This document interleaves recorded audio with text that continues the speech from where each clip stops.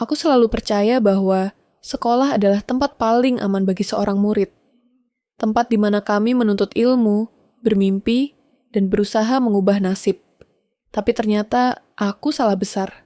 Namaku Dina, siswi kelas 12 yang selalu berusaha bertahan hidup di tengah keterbatasan. Ibuku hanyalah seorang buruh cuci, dan ayah sudah lama pergi entah kemana. Setiap bulan, aku harus menahan napas setiap kali melihat surat tagihan SPP. Kali ini, aku benar-benar tidak mampu membayarnya.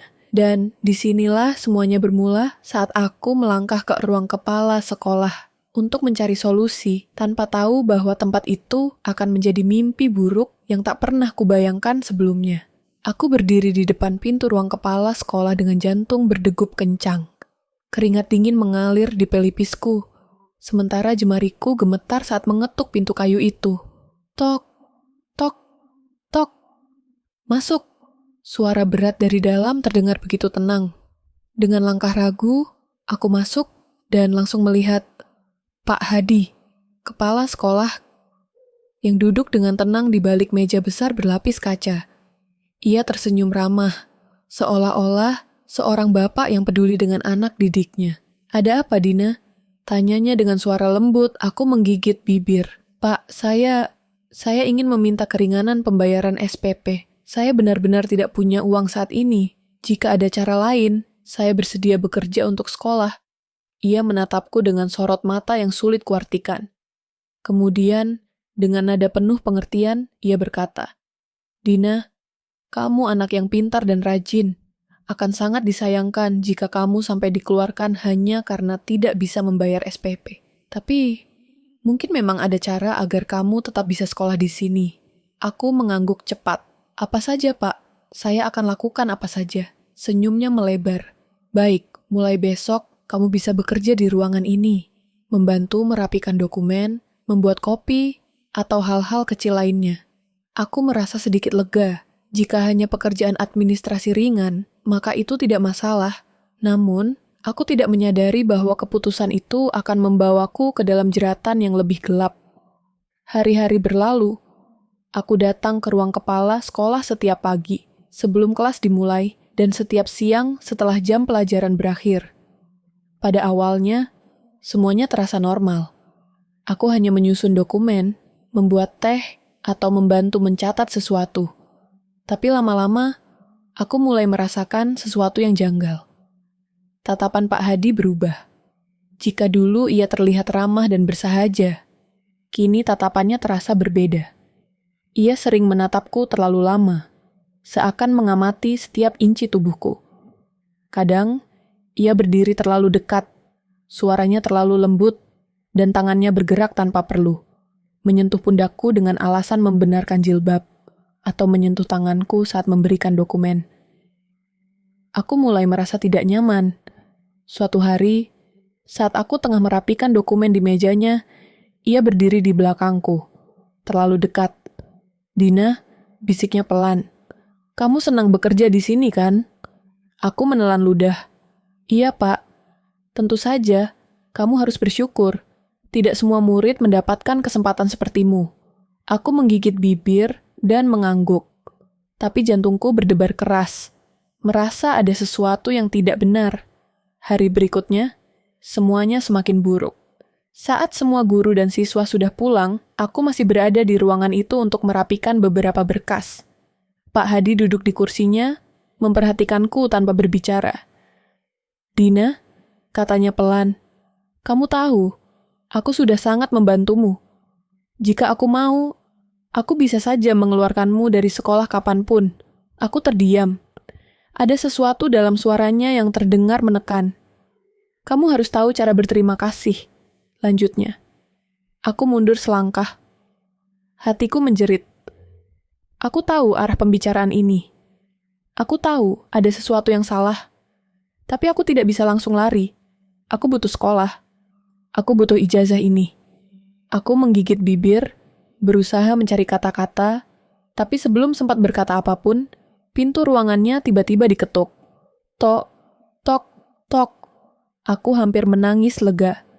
Seseorang datang. Pak Hadi masih di dalam. Suara Bu Lestari, guru matematika, terdengar dari luar. Aku buru-buru mundur. Pak Hadi menatapku tajam sebelum akhirnya berjalan ke arah pintu dan membukanya. Aku memanfaatkan kesempatan itu untuk segera meraih tasku dan pergi keluar tanpa menoleh lagi. Malam itu, aku menangis. Aku merasa kotor, takut, dan terjebak. Aku tidak bisa berhenti berpikir, apakah aku akan bisa keluar dari situasi ini? Apakah aku akan selalu berada dalam tekanan ini? Aku harus mencari cara. Aku harus menemukan seseorang yang bisa membantuku. Aku tidak bisa diam saja. Aku harus melawan. Malam itu aku tidak bisa tidur. Setiap kali aku memejamkan mata, aku bisa merasakan tatapan Pak Hadi yang menjijikkan, suara lembutnya yang terdengar menekan, dan jarak di antara kami yang semakin menyesakkan. Aku tahu ini belum berakhir. Jika aku tetap diam, aku akan semakin terjebak. Tapi bagaimana caranya? Siapa yang akan percaya padaku? Dia adalah kepala sekolah. Sosok yang dihormati, disegani, dan selalu tampak baik di hadapan guru serta murid lainnya. Jika aku bicara sembarangan, mereka pasti mengira aku berbohong atau mencoba mencari perhatian. Tapi, aku harus mencoba. Keesokan harinya, di sekolah. Aku berjalan cepat menuju kelas, sengaja datang sedikit terlambat, agar tidak harus melewati ruang kepala sekolah. Aku ingin menghindari tatapannya. Namun, saat aku melewati lorong, suara yang sangat kukenal memanggilku. Dina, aku menegang. Jantungku seolah berhenti berdetak. Perlahan, aku menoleh. Pak Hadi berdiri di sana, tersenyum ramah seperti biasa. Tapi tatapan matanya, aku tahu betul, tidak seperti itu di balik pintu ruangannya. "Kamu sudah lupa dengan tugasmu?" Tanyanya santai. Aku menggeleng pelan. "Hari ini saya sibuk, Pak. Ada ujian." Senyumnya tak luntur. Ia melirik jam tangannya, lalu berkata, "Kalau begitu, datang saja ke ruang saya setelah sekolah. Saya ada hal penting yang ingin dibicarakan." Darahku seperti berhenti mengalir. Aku tahu, ini adalah jebakan. Tapi aku tidak bisa menghindar terlalu lama. Jika aku menolak, aku bisa dikeluarkan dari sekolah. Jika aku menuruti permintaannya, aku tidak tahu sejauh mana peri neraka ini akan terus berlanjut. Aku menggigit bibir, dan hanya bisa mengangguk pelan. Lalu, aku berjalan pergi secepat mungkin. Namun, saat aku hampir sampai di kelas, seseorang memegang lenganku. "Dina, sebentar." Aku terkejut. Itu Adrian. Adrian adalah teman sekelasku, satu-satunya orang yang kadang berbicara denganku sejak aku mulai bekerja di ruang kepala sekolah. "Kenapa?" Tanyaku lirih. Dia menatapku lama, lalu berbisik, "Aku melihatmu keluar dari ruang kepala sekolah kemarin. Wajahmu aneh. Kamu kenapa?" Aku tertegun. Tidak ada seorang pun yang pernah bertanya seperti itu sebelumnya. Tidak ada yang peduli. Aku ingin mengatakan sesuatu. Aku ingin berteriak dan menangis. Tapi aku tidak bisa. Pak Hadi memiliki kekuatan besar di sekolah ini. Jika aku berbicara, bagaimana jika Adrian dalam bahaya juga? Aku hanya tersenyum kecil dan menggeleng. "Tidak, aku baik-baik saja."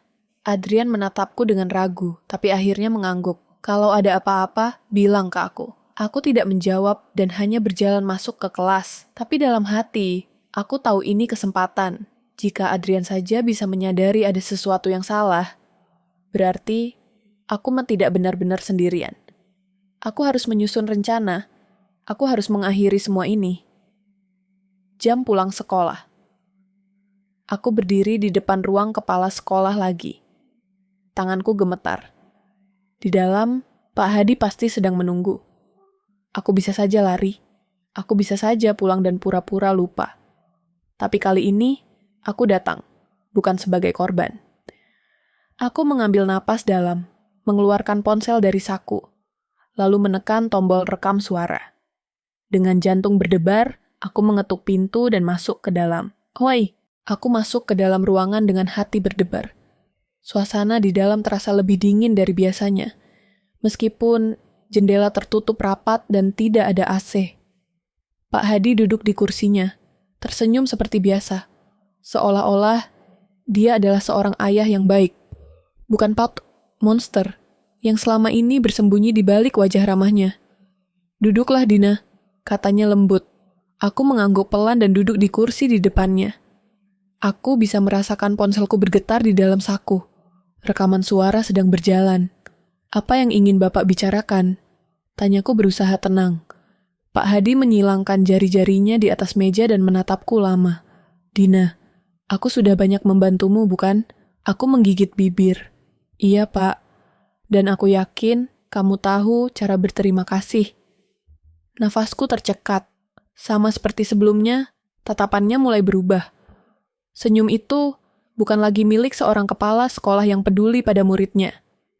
Aku bisa merasakan udara di ruangan ini semakin mencekikku. Aku menekan jemariku ke pahaku sendiri, berusaha menahan gemetar. "Saya sudah berterima kasih dengan bekerja di sini, Pak." Jawabku sepelan mungkin. Pak Hadi terkekeh pelan. "Kamu masih polos sekali, Dina."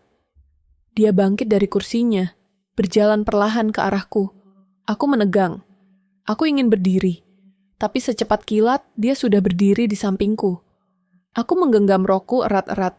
Aku ingin kabur. Aku ingin berteriak. Tapi aku tahu, tidak ada yang akan menolongku. Aku hanya bisa menunduk, berharap waktu berjalan lebih cepat. Tapi sebelum apapun terjadi, tiba-tiba, tok, tok, tok. Ketukan keras di pintu membuatku tersentak. Pak Hadi menghela napas dan mundur beberapa langkah, mengembalikan ekspresi lembutnya dalam sekejap. "Masuk." Pintu terbuka, dan aku terkejut saat melihat siapa yang berdiri di sana. Adrian. Dia berdiri dengan wajah tegang. Matanya langsung menatapku. "Pak, saya butuh tanda tangan untuk surat izin kegiatan OSIS." Katanya cepat. Pak Hadi tampak tidak senang, tapi dia tidak punya pilihan. "Tunggu sebentar." Saat dia membalikkan badan untuk mengambil pulpen, Adrian memberikan kode dengan matanya ke arah pintu. Aku langsung mengerti. Dengan cepat, aku berdiri, mengambil tasku, dan berlari keluar sebelum Pak Hadi sempat berbuat apa-apa. Aku tidak peduli dengan tatapan murid-murid lain yang melihatku berlari melewati lorong sekolah. Aku hanya ingin keluar dari sana. Aku harus pergi. Aku harus melawan. Namun, aku salah besar. Keesokan harinya, aku dipanggil ke ruang BK.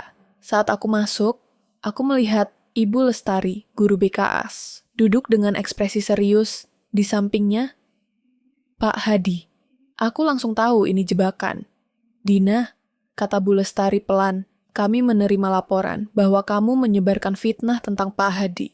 Ada beberapa murid yang mendengar kamu berbicara buruk tentang beliau. Darahku membeku. Ini tidak mungkin. Aku belum bicara apapun pada siapapun. Ada juga rumor bahwa kamu sering mencari perhatian anak laki-laki di sekolah ini. Dan kamu sedang dekat dengan Adrian." Lanjutnya lagi. Aku terbelalak. "Apa? Itu tidak benar, Bu." Suaraku hampir bergetar. Pak Hadi hanya tersenyum tipis. "Dina, aku sangat kecewa padamu. Aku sudah banyak membantumu. Tapi sepertinya kamu malah tidak tahu berterima kasih." Aku mengepalkan tangan. "Pak, saya tidak pernah menyebarkan fitnah. Tapi semua orang mulai berbicara tentangmu," kata Bu Lestari. Matanya menatapku tajam. "Mungkin ada baiknya kamu lebih fokus pada sekolah daripada hal-hal yang tidak perlu." Aku ingin berteriak. Ini tidak adil. Aku hanya ingin melawan. Aku hanya ingin membela diri. Tapi sekarang aku malah dijebak. Sejak saat itu, hidupku berubah menjadi mimpi buruk. Murid-murid mulai menatapku dengan aneh. Beberapa dari mereka mulai berbisik setiap kali aku lewat. Katanya Dina dekat sama Pak Hadi. Mungkin dia sengaja cari perhatian. Apa dia coba menggoda kepala sekolah? Aku ingin menangis. Aku mulai menyadari bahwa Pak Hadi bukan hanya sekadar pria tua mesum. Dia lebih dari itu. Dia licik dan berbahaya. Dan sekarang, aku adalah targetnya. Tapi aku tidak akan menyerah. Aku punya satu senjata terakhir. Rekaman suara yang kusimpan di ponsel. Aku hanya perlu mencari orang yang mau percaya padaku sebelum semuanya terlambat. Aku merasa dunia ini semakin sempit. Hari-hari di sekolah berubah menjadi seperai kawan neraka yang tak berujung. Murid-murid semakin menjauhiku, guru-guru mulai menatapku dengan penuh curiga, dan yang paling membuatku ngeri, Pak Hadi masih berkuasa. Setiap kali aku melewati lorong sekolah, aku bisa merasakan tatapan menusuk dari mereka. Tatapan penuh bisikan, penuh tuduhan yang bahkan aku tidak tahu dari mana asalnya. Aku mendengar rumor tentang diriku semakin menyebar luas. Dina sengaja menggoda kepala sekolah. Dia cuma cari simpati, padahal dia sendiri yang nakal. Pasti dia cuma pengen cari perhatian Adrian juga. Aku ingin berteriak, tapi aku tahu tidak ada yang akan mendengar. Di ruang kepala sekolah lagi. Aku tidak punya pilihan lain. Pagi ini, aku dipanggil lagi ke ruangan itu. Jantungku berdegup kencang saat aku melangkah masuk. Pak Hadi duduk di balik mejanya, tersenyum seperti biasa. "Duduk, Dina," katanya lembut. Aku menelan ludah. Aku ingin berbalik dan pergi. Aku ingin menendang meja itu dan menghancurkan segalanya. Tapi aku hanya bisa menuruti perintahnya. Dia menyandarkan tubuhnya ke kursi. Matanya menatapku penuh kemenangan. "Kamu sudah lihat sendiri, bukan?" katanya santai. "Betapa tidak ada yang percaya padamu." Aku mengepalkan tanganku di atas pangkuanku. "Ini semua salah Bapak," gumamku. Pak Hadi terkekeh pelan. "Salahku?" Dia bersandar maju, jemarinya bertaut. "Dina, aku tidak melakukan apa-apa. Justru kamulah yang menyudutkan dirimu sendiri." Darahku mendidih. "Tidak ada seorang pun yang akan membantumu, Dina. Kamu hanyalah anak miskin yang beruntung bisa tetap bersekolah di sini," lanjutnya. Aku menatapnya tajam. "Saya masih punya bukti, Pak." Matanya menyipit. "Oh, rekaman itu?" Aku terkejut. Dia tahu. Pak Hadi tersenyum tipis. "Kamu pikir aku tidak menyadari betapa keras kepalamu? Aku sudah lama tahu kau menyimpan sesuatu." Aku merasakan ketakutan menjalar ke seluruh tubuhku. "Jika kamu terus bertindak melawan, Dina, aku bisa memastikan masa depanmu hancur sebelum kamu lulus." Dadaku terasa sesak. Aku menatapnya tanpa berkedip. Aku ingin berbohong dan mengatakan aku tidak takut, tapi tubuhku sendiri sudah membeku di kursi ini. "Jadi apa pilihanmu?" Malam itu, aku duduk di kamar dengan lampu mati. Ponselku ada di genggaman, rekaman itu masih tersimpan rapi, tapi untuk apa? Aku sudah mencoba melawan. Aku sudah berusaha. Dan lihat apa yang terjadi. Mereka membuatku terlihat seperti penyebab masalah.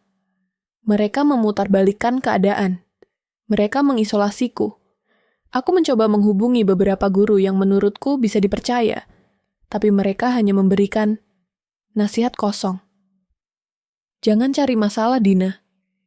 Fokus saja belajar. Kamu tahu Pak Hadi orang baik. Jangan membuat fitnah." Aku ingin menyerah. Aku ingin pergi jauh dari sekolah ini dan melupakan semuanya. Tapi aku tidak bisa. Aku harus bertahan. Setidaknya sampai lulus. Hari-hari berlalu. Aku mulai diam. Aku tidak menatap siapapun di sekolah. Aku tidak berbicara pada siapapun. Aku bahkan tidak lagi melawan. Biarlah, mereka bisa bicara apapun. Mereka bisa menyebarkan rumor sebanyak mungkin. Yang aku tahu, aku hanya perlu bertahan. Namun, ada satu hal yang membuatku sadar. Aku tidak bisa pasrah selamanya. Aku mungkin tidak bisa melawan sekarang. Aku mungkin tidak punya kekuatan sekarang. Tapi aku tidak akan melupakan apa yang telah mereka lakukan padaku. Aku akan tetap menunggu. Aku akan tetap menyimpan bukti ini. Karena suatu saat, aku akan membuat mereka membayar semuanya. Aku duduk sendirian di kantin, menatap kosong ke makanan yang bahkan tidak bisa kutelan. Sejak pagi, bisikan-bisikan itu tidak berhenti. "Lihat tuh, masih berani masuk sekolah. Malu kali nggak sih?" Dia pikir bisa bertahan di sini setelah apa yang dia lakukan. Aku menggigit bibirku, mencoba menahan air mata yang hampir jatuh. Aku tidak melakukan apa-apa. Aku hanya ingin sekolah, ingin lulus, ingin hidup normal seperti semua orang. Tapi sekarang, aku menjadi musuh semua orang. Seolah-olah aku bukan manusia lagi. Seolah-olah aku hanya boneka yang pantas diinjak-injak. Di kelas, saat aku masuk, semua mata langsung tertuju padaku. Aku berjalan cepat menuju bangku belakang, berharap bisa menghilang begitu saja. Tapi tentu saja, aku tidak seberuntung itu. Dina, gimana rasanya kerja di ruang kepala sekolah? Gajinya gede nggak? Tawa pecah di sudut kelas. Aku menunduk, mencoba tidak menanggapi. Jangan deket-deket, nanti disangka penjilat kepala sekolah. Aku mendengar suara kursi bergeser. Aku tahu mereka sengaja menjauh dariku. Hatiku sakit. Aku ingin berteriak. Aku ingin berkata, aku ini korban. Tapi, siapa yang akan percaya? Aku tidak bisa melakukan apapun. Aku hanya bisa diam. Malam itu, aku berpikir untuk berhenti sekolah. Aku duduk di kamar, ponselku tergeletak di atas meja. Aku ingin menyerah. Aku ingin menghilang dari semua ini. Apa gunanya sekolah jika setiap hari hanya membawa rasa sakit? Apa gunanya berusaha jika dunia ini tidak pernah berpihak padaku? Aku ingin berhenti. Tapi aku tidak bisa. Aku teringat wajah ibu dan ayah di rumah yang selalu berkata, Dina, sekolah yang benar. Kami ingin kamu sukses. Aku teringat impian kecilku. Aku ingin kuliah. Aku ingin jadi terkenal. Aku ingin jadi seseorang yang berarti. Aku ingin suatu hari nanti, mereka yang meremehkanku akan menyesal. Aku mengambil ponselku dan membuka TikTok. Aku melihat banyak orang sukses dari media sosial, mengubah hidup mereka hanya dengan kesabaran dan usaha. Aku ingin seperti mereka. Aku tidak boleh menyerah. Aku akan bertahan. Aku akan lulus. Dan setelah itu, aku akan menunjukkan siapa aku sebenarnya. Aku pikir penderitaanku sudah cukup. Tapi ternyata, dunia belum selesai menyiksaku. Pagi itu, aku baru saja tiba di sekolah ketika aku mendengar bisikan-bisikan tajam dari murid-murid di gerbang. Udah dandan sekarang, pantas aja suka ngelayani kepala sekolah. Katanya dia sekarang minta uang jajan juga buat beli skincare. Muka jelek gitu kok, bisa punya makeup mahal. Pasti hasil ngelobi kepala sekolah. Darahku langsung membeku. Aku mencoba mengabaikan, berpura-pura tidak mendengar. Tapi bisikan itu terus mengikuti langkahku. Lalu, aku melihat sekelompok anak perempuan berkumpul di depan kelas. Salah satunya, Sinta, melihatku dengan tatapan penuh hinaan. Dina, skincaremu makin bagus aja ya. Katanya dengan suara keras, cukup agar semua orang mendengar. Aku berhenti. Sinta melipat tangan di dada. Beli pakai uang siapa sih? Uang cilok? Atau uang yang lain? Aku merasakan panas di wajahku. Aku beli pakai uang hasil jualan. Kataku tegas, mencoba mempertahankan sisa harga diriku. Sinta tertawa. Jualan cilok? Dia menoleh ke teman-temannya. Gaji kepala sekolah berapa ya? Kok bisa kasih uang jajan segitu banyak? Gelak tawa meledak. Aku mengepalkan tangan. Aku nggak pernah minta uang ke Pak Hadi. Sinta berjalan mendekat, menatapku dengan mata penuh kebencian. Oh ya? Terus kenapa dia baik banget ke kamu? Kenapa dia sering manggil kamu ke ruangannya? Jangan sok suci, Dina. Aku menggigit bibirku. Aku ingin membela diri, tapi aku tahu mereka tidak akan percaya. Di kantin, aku membuka kotak cilokku dan mulai menjual seperti biasa. Tapi hari ini, tidak ada yang mau membeli. Murid-murid hanya lewat, menatapku seolah aku adalah penyakit. Lalu, aku melihat seorang anak laki-laki mendekat. Aku berharap dia mau beli. Tapi ternyata, dia hanya mengambil satu cilok dari kotakku, lalu menjatuhkannya ke lantai. Kenapa buang-buang cilok? Tanya seorang temannya sambil tertawa. Takut aja. Nanti kalau makan ciloknya tiba-tiba, aku jadi simpanan kepala sekolah juga. Katanya, tertawa sinis. Tawa mereka menggema di telingaku. Aku ingin berteriak. Aku ingin menangis. Tapi aku hanya bisa menahan air mata dan memungut cilokku yang jatuh ke tanah. Kenapa dunia ini begitu kejam padaku? Aku hanya ingin bertahan. Aku hanya ingin hidup. Bayangan di ruang kepala sekolah. Bagian 6. Fitnah yang menyakitkan. Aku pikir penderitaanku sudah cukup, tapi ternyata dunia belum selesai menyiksaku. Pagi itu, aku baru saja tiba di sekolah ketika aku mendengar bisikan-bisikan tajam dari murid-murid di gerbang. Udah dandan sekarang? Pantas aja suka ngelayani kepala sekolah. Katanya dia sekarang minta uang jajan juga buat beli skincare. Muka jelek gitu kok bisa punya makeup mahal. Pasti hasil ngelobi kepala sekolah. Darahku langsung membeku.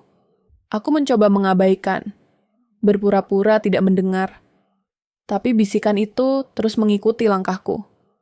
Lalu aku melihat sekelompok anak perempuan berkumpul di depan kelas. Salah satunya, Sinta, melihatku dengan tatapan penuh hinaan. Dina, skincare-mu makin bagus aja ya, katanya dengan suara keras. Cukup agar semua orang mendengar. Aku berhenti. Sinta melipat tangan di dada. Beli pakai uang siapa sih? Uang cilok? Atau uang yang lain? Aku merasakan panas di wajahku. Aku beli pakai uang hasil jualan. Kataku tegas, mencoba mempertahankan sisa harga diriku. Sinta tertawa. Jualan cilok? Dia menoleh ke teman-temannya. Gaji kepala sekolah berapa ya? Kok bisa kasih uang jajan segitu banyak? Gelak tawa meledak. Aku mengepalkan tangan. Aku gak pernah minta uang ke Pak Hadi. Sinta berjalan mendekat, menatapku dengan mata penuh kebencian. Oh ya? Terus kenapa dia baik banget ke kamu? Kenapa dia sering manggil kamu ke ruangannya? Jangan sok suci, Dina. Aku menggigit bibirku. Aku ingin membela diri, tapi aku tahu mereka tidak akan percaya. Di kantin, aku membuka kotak cilokku dan mulai menjual seperti biasa. Tapi hari ini, tidak ada yang mau membeli. Murid-murid hanya lewat, menatapku seolah aku adalah penyakit. Lalu, aku melihat seorang anak laki-laki mendekat. Aku berharap dia mau beli. Tapi ternyata, dia hanya mengambil satu cilok dari kotakku, lalu menjatuhkannya ke lantai. Kenapa buang-buang cilok? Tanya seorang temannya sambil tertawa. Takut aja. Nanti kalau makan ciloknya tiba-tiba, aku jadi simpanan kepala sekolah juga, katanya, tertawa sinis. Tawa mereka menggema di telingaku. Aku ingin berteriak. Aku ingin menangis. Tapi aku hanya bisa menahan air mata dan memungut cilokku yang jatuh ke tanah. Kenapa dunia ini begitu kejam padaku? Aku hanya ingin bertahan. Aku hanya ingin hidup. Malam itu, aku duduk di kamar, menatap wajahku di cermin. Air mataku jatuh tanpa suara. Aku mengusap pipiku. Aku melihat bekas jerawat yang mulai memudar karena skincare yang kubeli dengan uang hasil kerja kerasku sendiri. Aku tidak peduli seberapa sulit hidupku. Aku ingin terlihat cantik. Karena jika aku cantik, jika aku sukses, aku bisa membuktikan bahwa aku lebih dari sekadar korban. Aku membuka TikTok dan melihat akun-akun seleb yang dulu menginspirasiku. Mereka semua cantik. Mereka semua bersinar. Aku ingin seperti mereka. Aku tidak akan membiarkan mereka menghancurkan mimpiku. Mereka boleh menuduhku. Mereka boleh membenciku. Tapi aku akan terus maju. Aku akan lulus. Aku akan sukses. Dan aku akan membuat mereka semua menyesal. Aku tidak tahu berapa lama lagi aku bisa bertahan. Setiap hari, aku melangkah ke sekolah dengan kepala tertunduk. Berharap bisa melewati satu hari lagi tanpa ada sesuatu yang baru menghancurkanku. Tapi harapan itu sia-sia. Rumor-rumor tentangku semakin menggila. Kini, bukan hanya teman-teman sekelas yang membicarakanku. Guru-guru mulai memandangku dengan tatapan aneh. Bahkan pegawai kantin yang biasanya ramah kini, tidak lagi tersenyum ketika aku membeli makan. Dia beli pakai uang siapa ya? Anak itu pintar bermain peran ya. Kelihatannya lemah, tapi lihat saja. Kasihan orang tuanya kalau tahu anaknya seperti itu. Aku mendengar semuanya. Aku tahu mereka membicarakanku. Aku tahu mereka tidak akan percaya meskipun aku berteriak bahwa aku bukan seperti yang mereka pikirkan. Puncak dari segalanya. Hari itu, aku dipanggil ke ruang BK. Ketika aku masuk, aku melihat 3 orang sudah ada di dalam. Wali kelasku, guru BK, dan tentu saja kepala sekolah. Aku menelan ludah. Ini tidak akan baik. Dina, duduklah, kata Bu Rina, guru BK dengan nada datar. Aku duduk perlahan. Pak Hadi, kepala sekolah itu, tersenyum seperti biasa. Senyuman palsu yang selama ini menipuku. Kami ingin membicarakan sesuatu yang cukup serius, kata wali kelasku Pak Anton. Ada banyak sekali rumor tentangmu yang beredar di sekolah ini. Aku menggigit bibir. Saya tidak melakukan apa-apa, Pak. Saya tidak seperti yang mereka bilang. Bu Rina mendesah pelan. Dina, kami ingin percaya padamu. Tapi, kamu harus mengerti, posisi sekolah juga sulit. Kalau rumor ini terus beredar, ini bisa merusak nama baik sekolah. Aku terdiam. Nama baik sekolah? Bagaimana dengan nama baikku? Bagaimana dengan hidupku yang hancur karena fitnah ini? Jadi, kami menyarankan agar kamu lebih berhati-hati dalam bersikap, kata Bu Rina lagi. Aku mengangkat wajahku, menatap mereka dengan tidak percaya. Jadi maksudnya, saya yang salah. Pak Anton menghela napas, lalu menatapku penuh arti. Dina, kamu anak yang pintar. Kami hanya ingin yang terbaik untukmu. Yang terbaik? Apa yang terbaik dari situasi ini? Aku bisa merasakan kepala sekolah itu menatapku dengan tatapan penuh kemenangan. Dia tidak perlu berkata apa-apa. Dia sudah menang. Aku merasakan sesuatu di dalam diriku hancur. Aku ingin berteriak. Aku ingin marah. Aku ingin menanyakan kenapa semua orang memihak orang yang salah. Tapi aku hanya bisa menggenggam rohku erat-erat dan menahan tangis di sudut sekolah. Aku duduk sendirian di taman belakang sekolah. Langit mendung, seolah ikut merasakan apa yang terjadi padaku.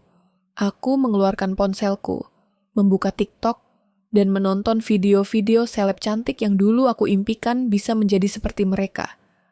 Aku melihat wajah mereka yang sempurna, hidup mereka yang terlihat mudah, penuh kebahagiaan. Aku ingin seperti mereka. Tapi bagaimana caranya? Aku tidak bisa mencari keadilan. Semua orang membenciku. Tidak ada jalan keluar. Aku mulai berpikir, mungkin benar. Aku harus menyerah. Mungkin aku memang harus berhenti sekolah. Aku tidak tahu lagi bagaimana cara bertahan. Tapi saat itu, seseorang muncul. Aku mendengar suara langkah kaki mendekat. Dina? Aku mendongak. Adrian. Dia berdiri di sana, melihatku dengan ekspresi yang tidak bisa kubaca. Aku mengalihkan pandangan, menghapus air mata yang hampir jatuh. Kenapa kamu di sini? Dia diam sebentar, lalu duduk di sebelahku. Ku dengar rumor tentangmu, katanya pelan. Aku tertawa kecil, pahit. Tentu saja, semua orang membicarakanku. Adrian menatapku lama. Kamu percaya pada dirimu sendiri? Aku terdiam.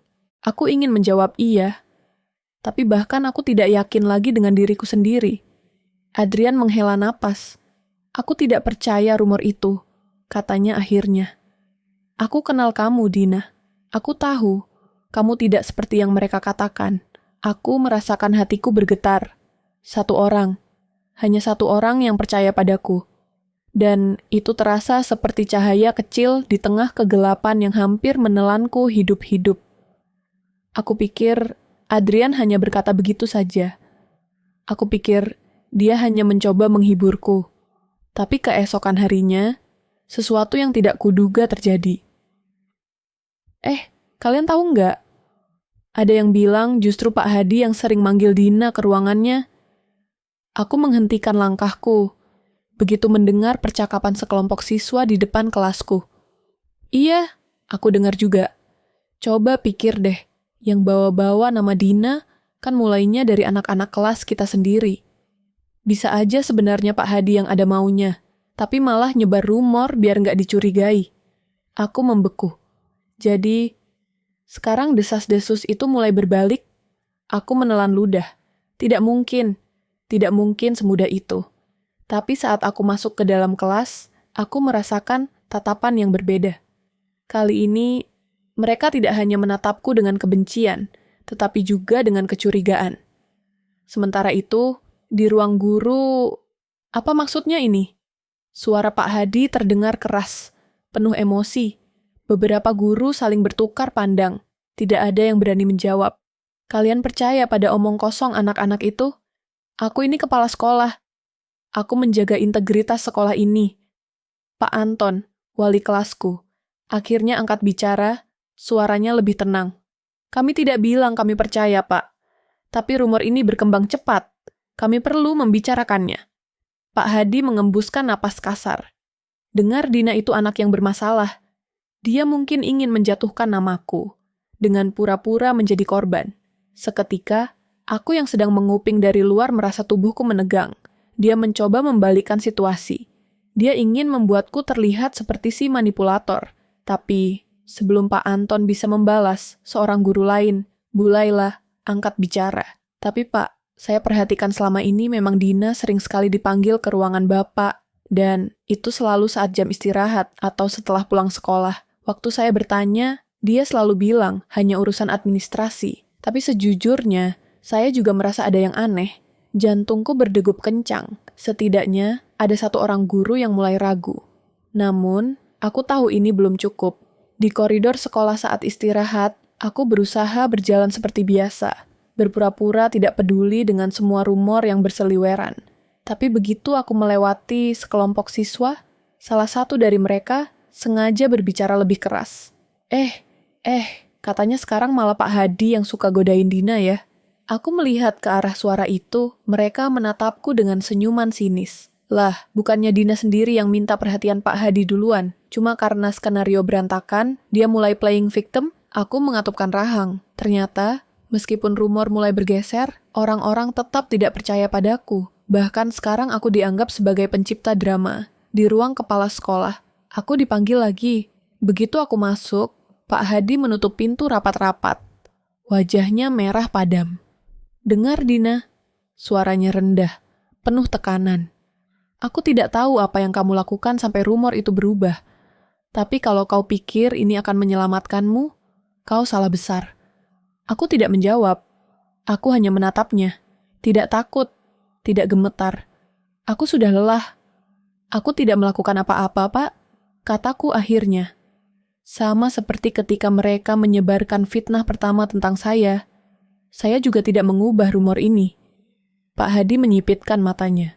Kalau kau menyebarkan satu hal lagi, aku pastikan kau tidak akan lulus dari sekolah ini. Ancaman. Aku tahu dia tidak main-main. Tapi aku juga tahu aku tidak boleh kalah. Aku tidak menyangka. Awalnya, aku hanya berusaha bertahan. Berusaha tetap berdiri di tengah badai fitnah dan tekanan dari kepala sekolah. Tapi sekarang, semuanya mulai berubah. Ada yang mulai mempertanyakan kebenaran. Di ruang guru, ada yang aneh. Aku duduk diam di kursiku ketika suara seorang guru terdengar samar dari ruang guru. Aku sengaja melewati ruangan itu lebih lambat, berharap bisa menangkap lebih banyak percakapan. Dina memang berjualan cilok, itu sudah banyak yang tahu. Tapi sejak kapan dia punya uang untuk memo roti kepala sekolah? Dan buat apa dia melakukan itu? Aku mengenali suara itu. Bu Laila. Lalu suara Pak Anton, wali kelasku, menyusul. Aku juga kepikiran hal yang sama. Lagi pula, siapa yang pertama kali menyebarkan rumor kalau Dina menggoda Pak Hadi? Bukankah itu justru dimulai dari anak-anak yang sering duduk di dekat ruang kepala sekolah? Aku tercekat. Itu benar. Mereka yang pertama kali menyebarkan fitnah soal aku. Tapi, kenapa mereka begitu yakin? Pak, aku tidak mau menuduh sembarangan, lanjut Pak Anton. Tapi coba pikir, setiap kali ada rumor buruk tentang Dina, siapa yang paling diuntungkan? Henning. Aku bisa membayangkan mereka semua mulai memikirkan kemungkinan yang sebelumnya tidak pernah mereka pertimbangkan. Di kelas saat aku masuk ke kelas, aku merasa ada yang berbeda. Biasanya, tatapan mereka penuh kebencian dan sindiran. Tapi hari ini, sebagian besar dari mereka terlihat ragu-ragu. Beberapa bahkan tampak berbisik-bisik, melirikku dengan ekspresi yang lebih penasaran. Aku duduk dan pura-pura tidak peduli. Tapi aku bisa merasakan sesuatu sedang berubah, dan aku tidak salah. Ikut aku, bisik seorang siswi yang duduk di belakangku. Aku mengenalnya Rina. Bukan teman dekatku, tapi juga bukan orang yang pernah memfitnahku. Aku mengerutkan dahi. Kenapa? Pokoknya ikut aja. Aku menghela napas, lalu berdiri dan mengikuti langkahnya ke belakang sekolah, ke tempat yang jarang dilewati murid lain. Di sana, ada beberapa siswi lain yang sudah menunggu. Wajah mereka serius. "Ada apa ini?" tanyaku curiga. Rina menggigit bibirnya sebelum akhirnya berbicara pelan. "Dina, kita mau tanya sesuatu, tapi kamu harus jawab jujur." Aku menyilangkan tangan di dadaku. "Apa? Kepala sekolah? Dia pernah melakukan sesuatu ke kamu nggak?" Aku merasa jantungku berhenti berdetak sejenak. Aku menatap mereka satu persatu. "Kenapa kalian tanya itu?" Salah satu dari mereka, Rika, tampak gelisah. "Karena kami dengar ada guru yang mulai curiga sama Pak Hadi. Katanya ada yang melihat dia masuk sekolah malam-malam, dan waktu dicek CCTV sekolah ada beberapa yang sengaja dimatikan." Aku terdiam. "Ini lebih besar dari yang kupikirkan." Mereka melanjutkan, "Dina, kalau ada yang terjadi, bilang ke kami. Kita bisa bantu kasih tahu guru-guru." Aku ingin percaya, tapi bagaimana kalau ini hanya jebakan? Bagaimana kalau mereka hanya ingin aku mengaku supaya mereka bisa menyebarkan rumor lebih banyak? Aku menatap mereka lama. Akhirnya aku berkata, pelan, "Aku tidak bisa bicara banyak. Tapi kalau kalian memang ingin tahu kebenaran, coba cari tahu sendiri siapa yang menyebarkan rumor tentang aku pertama kali." Mereka bertukar pandang. Aku bisa melihat bahwa mereka paham maksudku. Di ruang guru. Klarifikasi pertama. Aku tidak menyangka akan secepat ini. Siang itu, setelah jam sekolah berakhir, aku dipanggil ke ruang guru. Aku berjalan ke sana dengan langkah berat. Begitu aku masuk, aku melihat beberapa guru sudah duduk menunggu. Pak Anton, Bu Laila, bahkan ada Pak Hendra, guru olahraga yang biasanya tidak peduli dengan gosip sekolah. Aku duduk perlahan. "Dina," Pak Anton memulai dengan suara tenang. "Kami ingin mendengar langsung dari kamu. Kami tidak ingin mendengar dari rumor atau gosip lagi." Aku menggigit bibirku. "Maksudnya?" Bu Laila melipat tangannya di atas meja. "Kami sudah mendengar beberapa hal dari murid lain. Beberapa dari mereka mulai curiga kalau rumor yang menyebar tentang kamu mungkin bukan sepenuhnya benar. Jadi, kami ingin bertanya langsung ke kamu. Apa benar kamu menggoda kepala sekolah?" Aku mengepalkan tanganku di bawah meja. Aku bisa melihat tatapan mereka. Tidak semua percaya padaku. Tapi mereka mau mendengarkan. Aku menarik napas dalam. "Tidak," kataku tegas. "Aku tidak pernah menggoda kepala sekolah. Aku tidak pernah meminta uang padanya." Mereka diam. Aku melanjutkan. "Tapi, aku memang sering dipanggil ke ruangannya. Dan aku tidak pernah tahu alasan pastinya." Mereka bertukar pandang. "Dina," Pak Anton bersandar di kursinya. "Kalau ada sesuatu yang terjadi, ini kesempatan kamu untuk bicara." Aku menatap mereka. Aku ingin bicara. Aku ingin mengatakan semuanya. Tapi aku juga tahu, ini belum saatnya. Jadi aku hanya berkata, "Aku tidak bisa bilang banyak. Tapi kalau kalian memang ingin tahu, coba lihat siapa yang menyebarkan rumor pertama kali." Mereka tampak berpikir. Aku tahu ini tidak langsung menyelesaikan masalahku. Tapi setidaknya, sekarang ada yang mulai mendengarkan. Setelah sekian lama, menderita dalam diam. Akhirnya, aku melihat celah. Rumor yang dulu menjatuhkanku, kini mulai berbalik. Semakin banyak yang curiga, semakin banyak yang diam-diam mengawasi kepala sekolah. Aku tidak bisa bertindak gegabah, tapi aku juga tidak akan tinggal diam. Aku harus sabar. Aku harus pintar. Semuanya terjadi lebih cepat dari yang kuduga. Beberapa hari setelah aku dipanggil ke ruang guru, situasi di sekolah mulai terasa berbeda. Guru-guru semakin berhati-hati membicarakan kepala sekolah. Murid-murid pun mulai membicarakan sesuatu yang lebih besar daripada hanya sekadar gosip tentangku. Lalu, seorang murid datang kepadaku. "Dina, kamu harus lihat ini," bisik Rina dengan wajah tegang. Aku mengernyit. "Apa?" Dia mengeluarkan ponselnya dan menyerahkannya padaku. Di layar, aku melihat sebuah rekaman video. Aku menahan napas. Itu kepala sekolah. Dan dia bukan sedang bersikap baik. Rekaman itu memperlihatkan momen saat dia memegang tangan seorang murid perempuan di dalam ruangannya. Cara dia menatapnya, cara dia berbicara, terlalu akrab, terlalu menakutkan. Aku mendongak, menatap Rina. "Siapa yang merekam ini?" Tanyaku pelan. Rina menggigit bibirnya. Aku nggak bisa bilang, tapi ada beberapa murid yang diam-diam mulai mencari bukti. Mereka juga merasa ada yang aneh sama Pak Hadi. Dan ternyata ini bukan cuma tentang kamu. Jantungku berdetak cepat. Jadi, aku bukan satu-satunya korban. Aku mengepalkan tanganku. Aku sudah cukup menderita. Aku tidak akan membiarkan ini terus terjadi. Beberapa hari kemudian, rekaman itu menyebar.